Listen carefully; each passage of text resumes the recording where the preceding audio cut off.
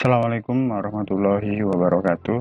Alhamdulillahirabbil alamin. Shalatu wassalamu ala asyrafil anbiya'i wal mursalin sayyidina maulana Muhammadin amma ba'du. Alhamdulillah kita diberikan kesehatan oleh Allah.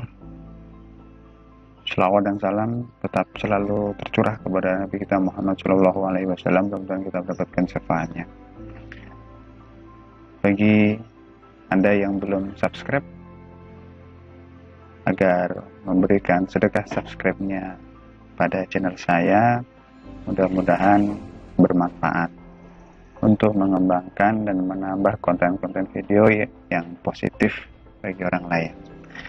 Jangan lupa untuk memberikan sedekah like-nya, kemudian jika video saya bermanfaat, maka silakan untuk di-share kepada siapa saja sehingga orang lain akan mendapatkan manfaatnya. Mudah-mudahan kalau mereka mendapatkan manfaatnya, berarti kita memberikan informasi positif, memberikan informasi kebaikan. Man dalla ala khairin falahu mislu ajri fa'ilihi.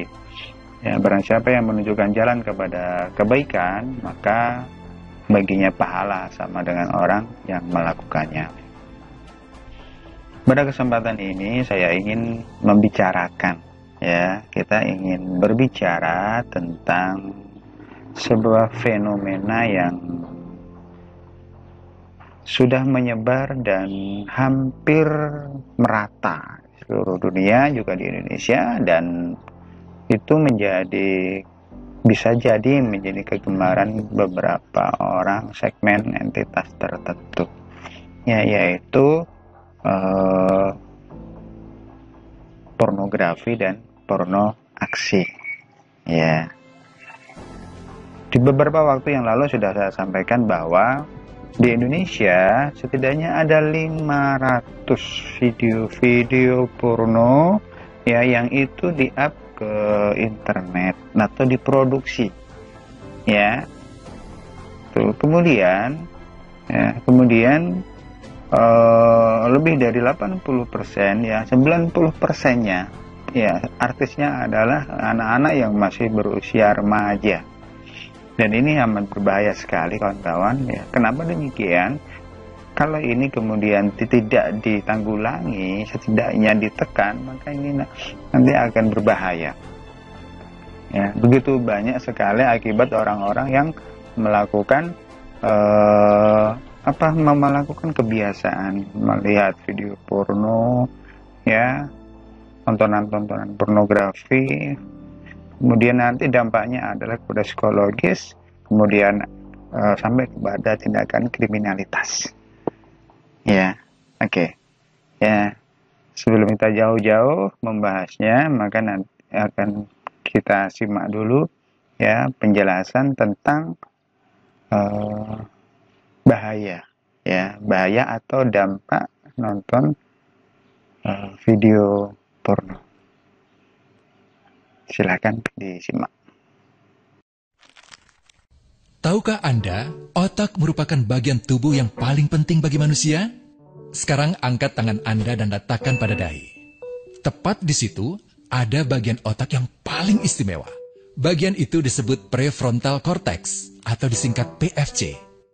Menurut peneliti otak Jordan Grafman, PFC ini hanya ada pada otak manusia, sehingga membedakan kita dengan binatang. Bagian ini diciptakan dan dirancang khusus oleh Tuhan, supaya manusia mampu memilih dan memiliki etika. PFC berfungsi seperti pemimpin. Ia bertanggung jawab untuk berkonsentrasi, memahami benar dan salah, mengendalikan diri, menunda kepuasan, berpikir kritis, dan merencanakan masa depan. PFC adalah pusat pertimbangan dan pengambilan keputusan. PFC inilah yang membentuk kepribadian dan perilaku sosial. Sayangnya, PFC adalah bagian otak yang paling mudah mengalami kerusakan. Jika PFC rusak, maka kepribadian orang bisa berubah. Rusaknya PFC bisa disebabkan oleh benturan fisik, bisa juga oleh zat kimia, seperti narkotika, psikotropika, dan zat adiktif atau nafsa. Dan ternyata penyebab paling merusak juga pornografi, yang disebut narkolema, narkotika lewat mata. Bagaimana pornografi mempengaruhi otak dan pikiran kita? Adi, remaja 12 tahun, melihat gambar di TV yang menjurus ke porno. Awalnya, ia merasa kaget dan jijik. Ini karena sistem limbik di otak Adi menjadi aktif. Sistem limbik mengatur emosi juga keinginan makan, minum, dan berhubungan seksual. Sistem limbik ini kemudian mengaktifkan zat kimia otak bernama dopamin. Dopamin memberi rasa senang, penasaran, sekaligus kecanduan. Zat ini juga aktif jika orang mengkonsumsi nafsa. Oleh karena itu, sifat candu pornografi sama dengan sifat candu nafsa. Otak akan mengingat apa yang membuat Adi senang dan bagaimana ia memperolehnya. Jika Adi mendapatkan pembinaan akhlak, etika yang baik, dan patuh pada norma sosial, dorongan melihat pornografi, meskipun menyenangkan, akan ia abaikan. Namun karena hal itu tidak ada pada diri Adi, ketika ia sedang merasa bosan dan ingin mencari kesenangan, otak akan mendorongnya agar melihat pornografi lagi. Namun lama-lama, Adi bosan melihat jenis gambar yang sama dan butuh yang lebih porno untuk memicu rasa senang. Sekarang, dengan internet, pornografi menjadi jauh lebih mudah didapat.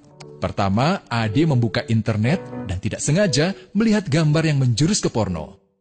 Berikutnya, ia sengaja membuka lagi untuk melihat yang lebih porno. Awalnya melihat yang sedikit terbuka, lama-lama semuanya terbuka. Awalnya melihat 1 menit, lama-lama 1 jam. Adi mengalami kecanduan pornografi. Bagaimana kerusakan PFC akibat kecanduan pornografi? Secara alamiah, dopamin dialirkan dari sistem limbik ke PFC. Orang yang kecanduan pornografi akan mengalirkan dopamin secara berlebihan sehingga membanjiri PFC.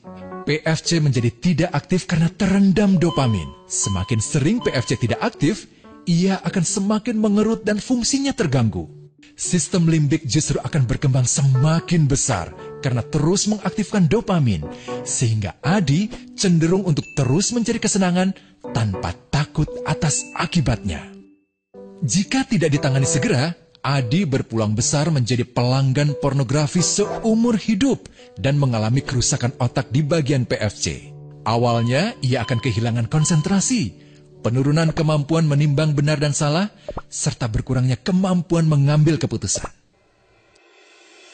Lama-lama, besar kemungkinan ia akan melakukan masturbasi, oral seks, hubungan seksual suka sama suka, dan mudah berganti-ganti pasangan seksual. Pernikahan dianggap tidak penting, pasangan dianggap hanya sebagai objek seksual semata, cenderung merendahkan derajat dan kehormatan lawan jenis. Selera hubungan seksualnya pun tidak sehat dan seenaknya, kasar sampai tega memperkosa. Manusia jadi tidak ada bedanya dengan binatang. Inilah dampak yang terjadi akibat kerusakan PFC. Ahli bedah otak Donald Hilton Jr. mengatakan, jika difoto menggunakan alat magnetic resonance imaging, otak yang rusak akibat pornografi memperlihatkan hasil yang sama dengan otak yang rusak karena kecelakaan. Ia juga mengatakan, berbeda dengan dampak nafsa yang merusak otak di 3 bagian, pecandu pornografi yang sudah melakukan hubungan seks dengan anak-anak mengalami kerusakan otak di 5 bagian. Terbukti, pornografi pada anak lebih bersifat merusak karena PFC belum matang dengan sempurna. Tapi untungnya, otak anak yang belum sempurna ini masih mudah dibentuk. Pengaruh pornografi bisa lebih mudah dihilangkan asal ada usaha untuk memulihkan dengan sabar, terutama oleh ayah ibu, keluarga, dan orang terdekat. Pelajari bagaimana mencegah dan menangani anak yang terkena pornografi. Mari lindungi generasi kita dari bencana pornografi dan kejahatan seksual. Nah, alhamdulillah, ya, kita sudah menyimak video barusan, teman-teman sekalian. Ya, kita tentunya bisa mengambil pelajaran dan kita sudah bisa menyimpulkan betapa bahayanya tatkala kita mengkonsumsi, ya, tontonan-tontonan, produk-produk, ya, konten-konten porno, baik itu pornografi maupun porno aksi, ya. Dan ini adalah salah satu, ya, dampaknya. Kita lihat di beberapa berita yang ada di sosial media. Ini dia.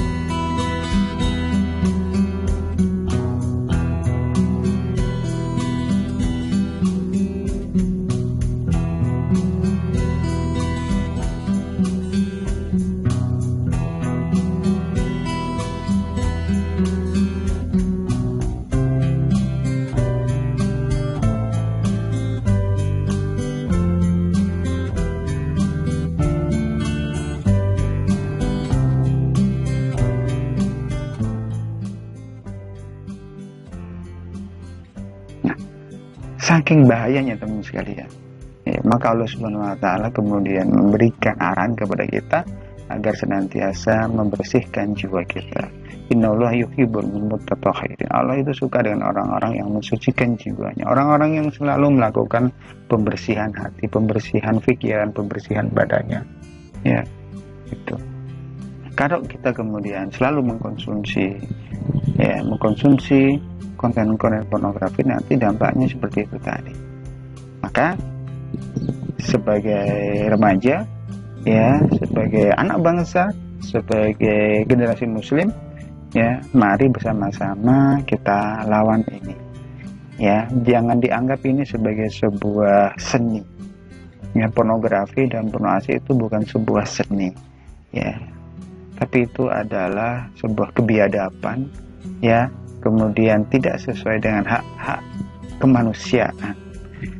Ya, kalau kemudian ketelanjangan itu dianggap sebagai sebuah seni, maka parah sekali.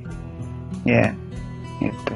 Nabi Adam diturunkan ke bumi itu tidak mengenakan pakaian, beliau pun malu, kemudian mencari dedaunan untuk menutupinya. Orang-orang dulu, kalau kita kemudian hari ini ya membuka auratnya, sedangkan orang-orang dulu malah menutupnya, berarti kita telah mengalami apa? Mengalami kemunduran. Nah, ini. Jadi mudah-mudahan ada manfaatnya. Mari saya mengajak kepada diri saya dan semua para teman-teman sekalian, ya, mari sama-sama yang melawan pornografi dan porno aksi ini. Ya, hindarkan dia dari rumah kita, dari diri kita, dari anak-anak kita, dari teman-teman kita, dari sekolah kita, sehingga nanti kemudian kita sehat lahir dan batin. Ya, mudah-mudahan ada manfaatnya. Kita sambung di lain waktu. Assalamualaikum warahmatullahi wabarakatuh.